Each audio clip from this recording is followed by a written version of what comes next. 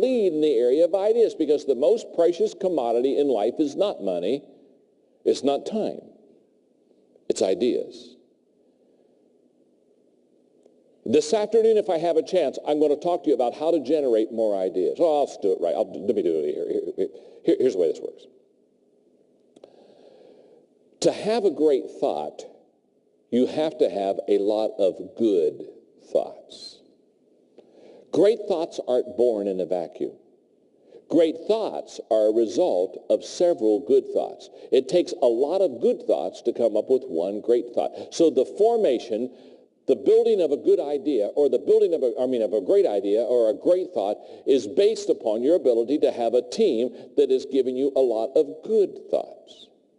So what you need to do as a leader is you need to begin to be what I call an idea generator. That's what I am. I'm an idea generator. I'm a thought generator. So I sit down with my team all the time, and I share with them something I'm thinking about, and then I ask them, I say, okay, think about it for a moment and help me make it better. And we'll spend a couple of hours, and they make it better.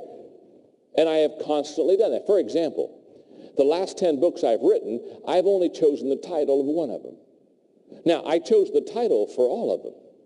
But when I took it to my thinking team, I'd say, here's the book I'm writing right now, and here's the title I think. They always tell me the same thing. They say, oh, that's good. And then they start talking. And they start bubbling up good ideas until they give me a better idea back than what I gave them. And see, it doesn't matter to me. You see, the best idea always wins. Don't make the mistake because you own a company or because you're the leader, you think everything ought to be yours. Can I tell you something? If every thought is yours, every idea is yours, every initiative is yours, can I tell you something? You have a lousy team around you. Outside of having a worthless team and being ineffective, there's no problem with your life. So it's no compliment when I'm the guy that always thinks the ideas. Can I tell you, in fact, somebody says, well, how do I know I have a bad team? I tell you how you know you have a bad team. You get your team together and you throw out an idea and they don't make it any better. Can I tell you something? If I've got a team that's not making me better, I don't need that team. I need to go make me a new team. I got a new fine team. Because when I throw out the ideas, now here's how this works. What's your name? Yeah. Michelle? Hi, my name's John. I'm your friend. Now, here's the way this works, Michelle. Are you ready? Let's say I have a good idea, and let's say you have a different good idea, okay? But, Michelle, I don't share my good idea with you, and you don't share your good idea with me. In other words, you keep your good idea to yourself. I keep my good idea to myself. Now, here's the question, Michelle. If I don't give you my good idea, and you don't give me your good idea, how many good ideas do you have, Michelle? One. That's exactly. It's not a trick question. That's right. It's just one. That's good. I looked at the whole front row and I felt you would be the strongest in math.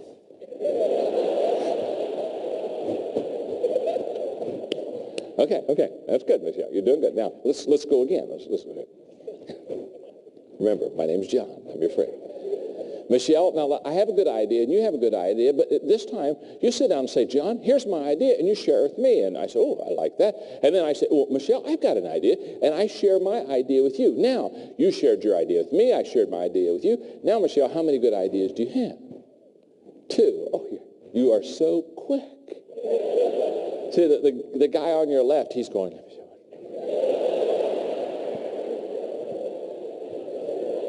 he is. He's not either. Now, Michelle, you just doubled your ideas, not because you got better. You just doubled your ideas because you included me, and I included you. That's why I say teamwork makes the dream work. But, Michelle, it really is 2, but it can be more than 2.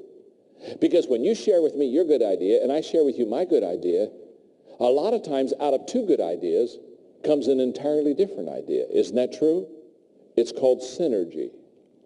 And what happens is if we all start sharing good ideas, we get 7 or 8 or 9 or 10 or 12 good ideas. And out of that, all of a sudden comes a great idea, because all of a sudden you start linking this good idea with this good idea and pulling this one in here, and you start lining up about 4 or 5 good ideas, and all of a sudden you've got a great idea. Now, did you just become smart? No. You understood the value of developing a team and getting their input and sharing your input and working together, because, again, teamwork makes the dream work. So when I'm looking for a leader, I go to Michelle, because she has good ideas. And I say, okay, if they inspire me and they lift morale, if they inform me and tell me things I need to know, and if they have ideas so they make my thinking better than it is, the fourth eye, some of you were worried. You thought I forgot my lecture, didn't you? You said, oh, there are two more eyes. Oh, it's about lunchtime, and oh my God, I don't think I can eat my lunch if I don't get those last two eyes. You are wonderful. You just are good. You're just good. The fourth eye is initiative. When I'm looking for a leader, I'm looking for someone who is self-motivated. Who on the team just does it on their own. I don't have to ask them. I don't have to pump them. I don't have to prod them.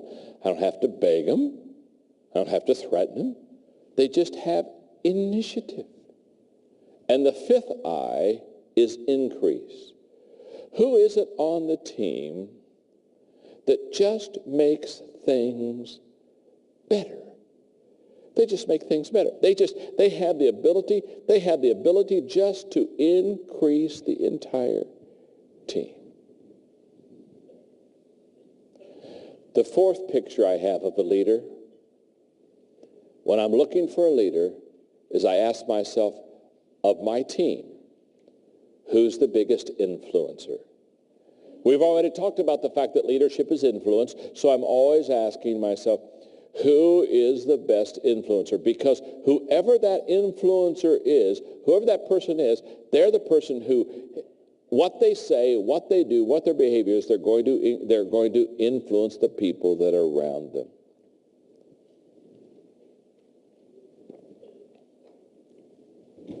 And number five pictures is all I can give you today. The fifth picture of a person that I look to as a leader is I always look for the person, I ask myself this question, do they possess an uncommon great attitude? Because leadership is tough. And there are going to be a lot of dark days if you're leading. There are going to be a lot of problems. There are going to be a lot of tough issues. And what I look for is a person that in the dark times has a great attitude. They understand that their attitude will determine their altitude. And so therefore, when everyone else is discouraged, they're encouraged. It's not that they're not aware of the issue, but they just have a persistence in their attitude. They just have a positiveness that they just keep on keeping on. They're like my college roommate who one time told me, he said, John, I'm never down. I said, what do you mean you're never down? Everybody's down. He said, I'm never down. He said, I'm either up or getting up. And that's what I'm talking about.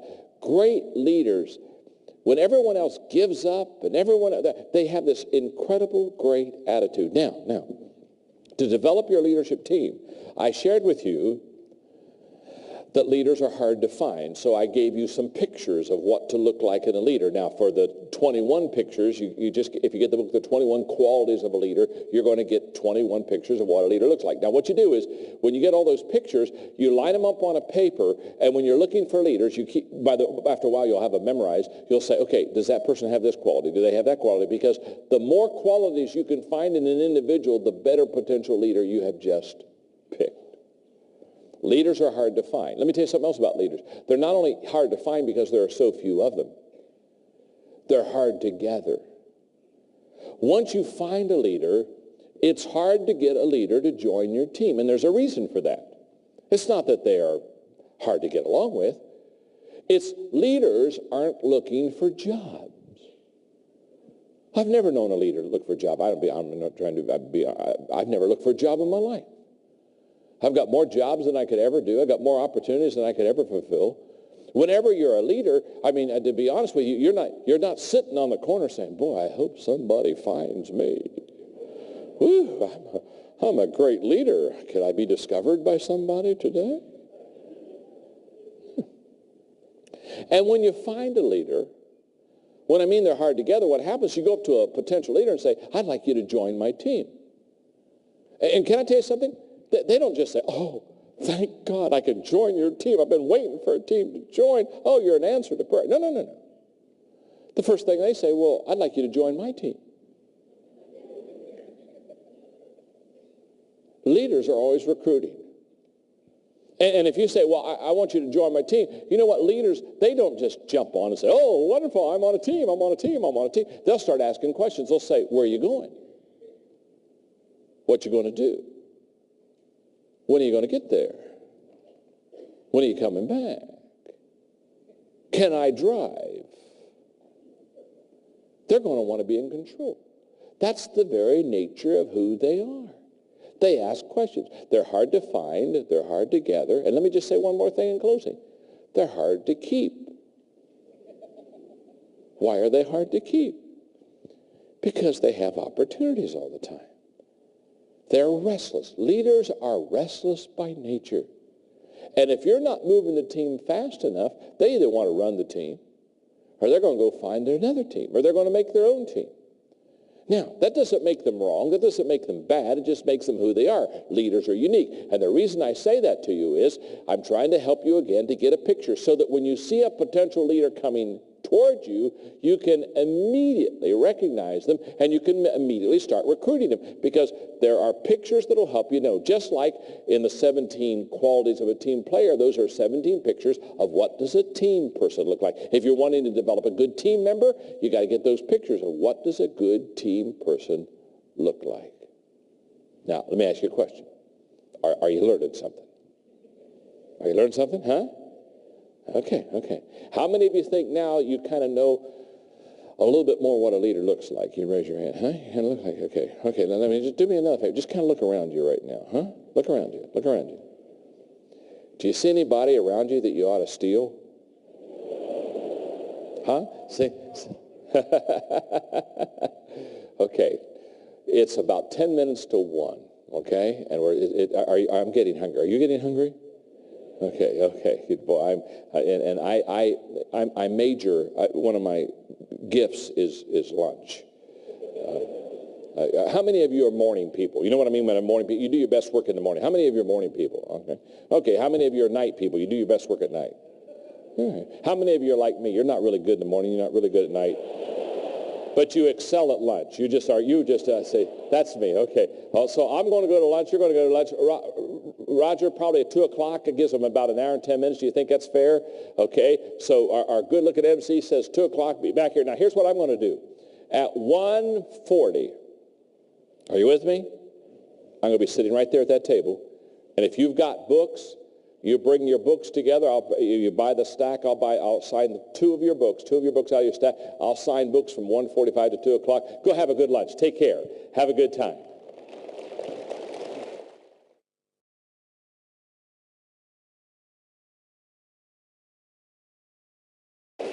Thank you very, very much. You may be seated.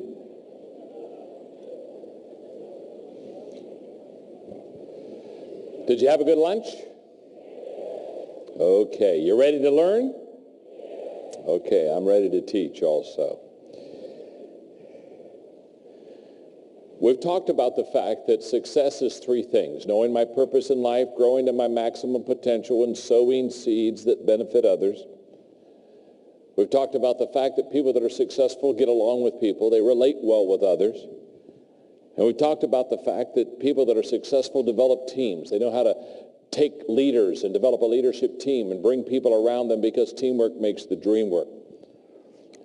The third thing that successful people do well deals with the attitude. Successful people have an incredible attitude, especially about adversity and difficulties in life. They do not allow their attitude to control their life. They control their attitude.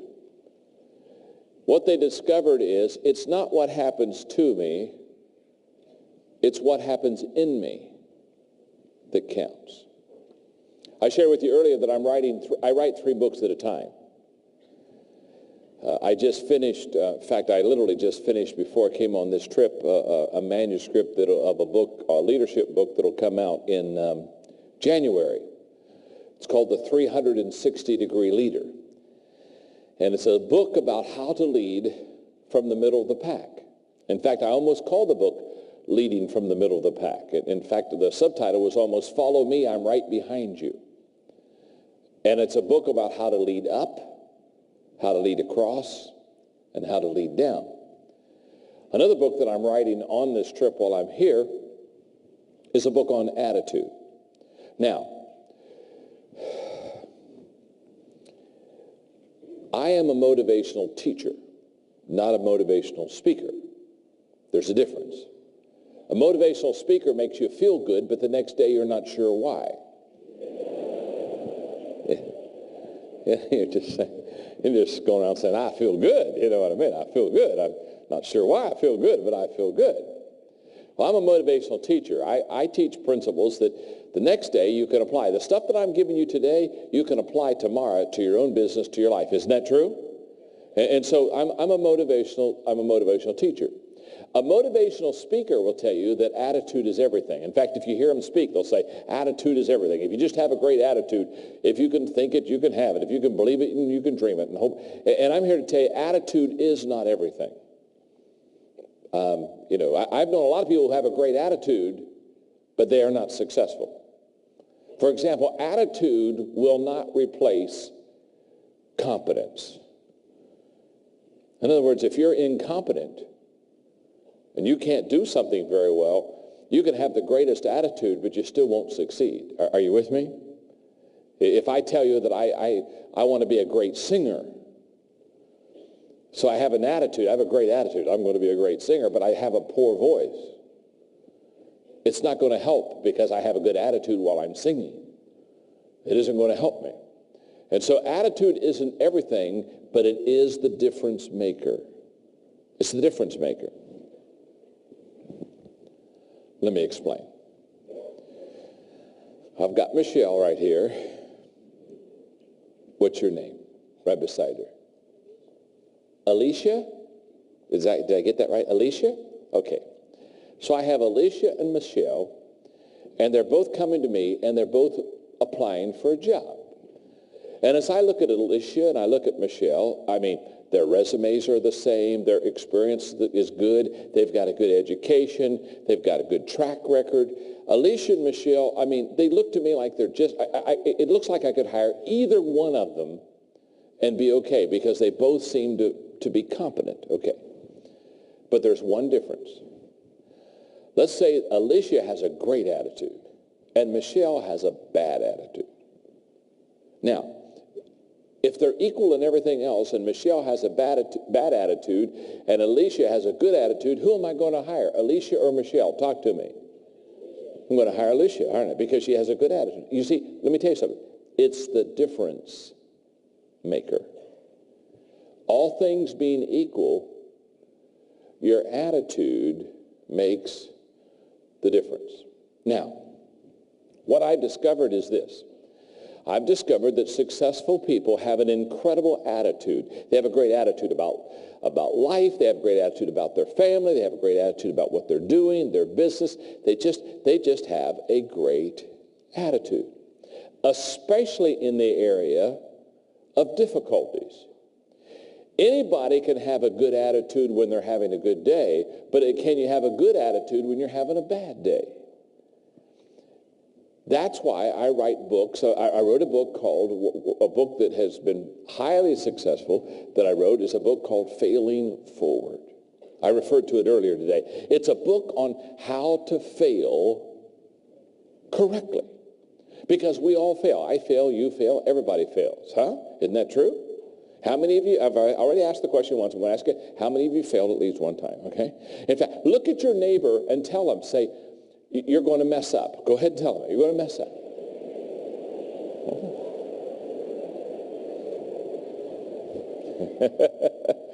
Oh, okay, come on, come back here. Some of you are not only telling the person they're going to mess up, you're telling them how they've messed up. Okay. I'm going to mess up, you're going to mess up, we all mess up. Isn't that true, huh? So that's not the issue. The issue is not are you going to mess up. The issue is are you going to fail correctly? I was on one of the main talk shows in the United States on TV, as a talk show called Good Morning America. And I was on Good Morning America. They were interviewing me with the book on failure, on failing forward. And they asked me, they said, John, where did you do the research on this book? And I laughed. I said, it's the only book I've ever written that I didn't have to do any research on. All I did was think of all the stupid things I've done in my life. And I wrote the book. In fact, I remember when I wrote the book, Margaret and I were going on a vacation, and we were going to go see the fjords of Norway. And so about a week before we left on vacation, I found out that it was a 2-week cruise on a ship to see the fjords of Norway. And I said, Margaret, it seems like a long time to see the fjords. Yeah. I mean, can we not go for 2 days and take pictures? But I've been successfully married for 36 years, so we took that 2-week vacation to see the fjords of Norway. But I made a deal with her. We were always making deals, and the deal was that I would go on the vacation for 2 weeks. If while I was on vacation, she'd let me write a book, so at least I could do something profitable while I was on vacation. And she said, sure. She said, you can do that. And so that was no problem. So we got a suite right at the front with all the windows so that when we go down these canyons, these river and water canyons, we could see the fjords of Norway. And so I'd sit up there up front, and I write on a legal pad. I just do handwriting. So I'm writing a book, and I'd say, oh, Margaret, look. There's a fjord. Oh, that's something, isn't it? That's some fjord, isn't it, huh? I'd write some more. Oh, honey, oh, there's another fjord. Yeah.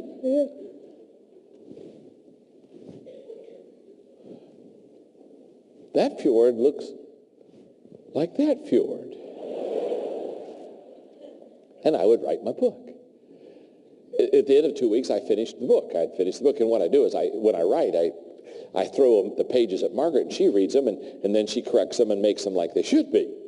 And so we're going off the ship, and she looked at me. She said, oh, John, she said, I love the Failing Forward book. This is a great book. I said, well, thank you, babe. Thanks a lot. I said, what did you like about it? Oh, she said, what I liked about it is in all the failure lessons that you taught, you just gave personal examples of all the times you've messed up and failed. And she said, I just think it's just wonderful. She said, there's only one problem. I said, what's the problem? She said, you didn't get all of your failure stories in the book. She said, I think you ought to do a series of books on failure. She said, it's your spiritual gift. You ought to do 101, 201, 301, 401. She said, you've got at least 6 failure books in you. Here's what I've discovered. When you and I fail, we're going to have one of 2 responses. We're either going to learn from the failure, or we're going to leave the failure.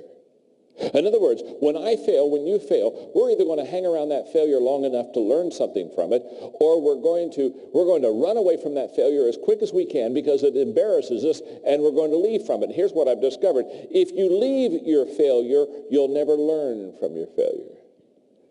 And if you learn from your failure, you'll never have to leave your failure. The reason we leave is because we're embarrassed. When people are embarrassed about anything, they want to get away from it as quickly as they possibly can. I understand that. So what happens is if we fall, if I fall flat on my face, what I do is I very quickly get up and I fasten my coat and I look around and say, nobody saw me, nobody saw me, nobody saw me. And everybody in the room says, did you see John fall flat on his face? In the book on Failing Forward, I teach you 15 ways to fail successfully. One of the things I teach is when you fall down, while you're down there, clean up the floor. You don't get down there every day. I mean, pick up the toys. There's all kinds of things you can do while you're down there. In the States, I don't know if, again, all I can speak is out of my own experience. In the States, we have an expression, and I'll give it to you, and I'll see if you have it in Malaysia. In the States, we have an expression that says, experience is the best teacher. Have you ever heard that? Okay, so do you say it here? You're just like us. And when they'll come and they'll say, well, you know, experience is the best teacher. Experience is the best teacher. Can I tell you something? Experience isn't the best teacher. Never has been, never will be. If experience was the best teacher, then as people got older, they'd get better. And I know a whole lot of people getting older, and they're not getting better. Many times in the States, they'll say things like, well, give them time. They'll mature. They'll mature. Just give them some time. They'll mature. I've given people a lot of time. Some mature, some don't mature. I found out a long time ago, maturity doesn't always come with age. Sometimes age comes alone.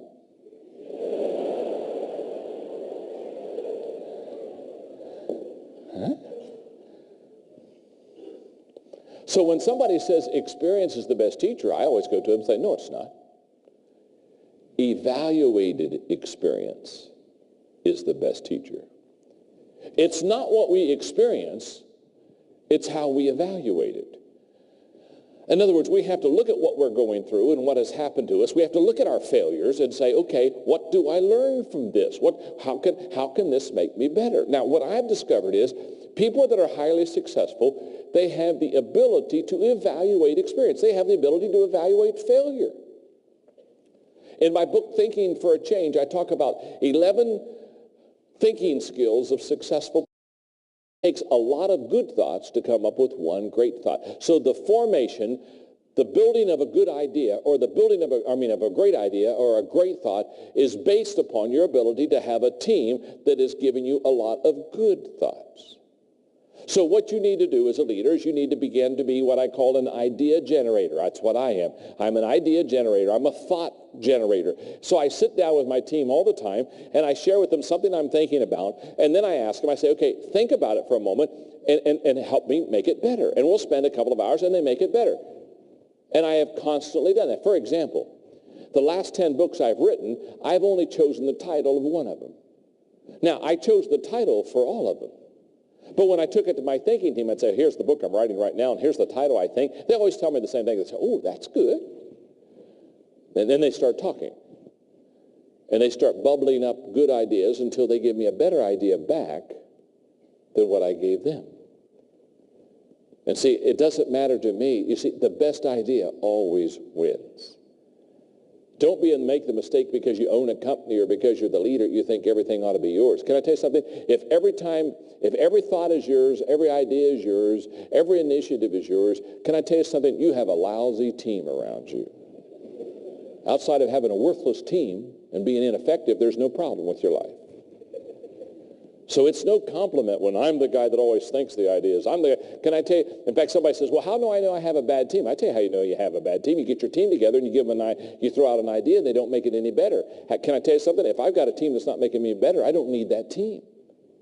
I need to go make me a new team. I got to lead in the area of ideas because the most precious commodity in life is not money. It's not time. It's ideas. This afternoon, if I have a chance, I'm going to talk to you about how to generate more ideas. Well, I'll do it right. Let me do it here. Here's the way this works. To have a great thought, you have to have a lot of good thoughts. Great thoughts aren't born in a vacuum. Great thoughts are a result of several good thoughts. It takes me to find it because when I throw out the ideas, now here's how this works. What's your name? Yeah. Michelle? Hi, my name's John. I'm your friend. Now, here's the way this works, Michelle. Are you ready? Let's say I have a good idea, and let's say you have a different good idea, okay? But Michelle, I don't share my good idea with you, and you don't share your good idea with me. In other words, you keep your good idea to yourself. I keep my good idea to myself. Now, here's the question, Michelle. If I don't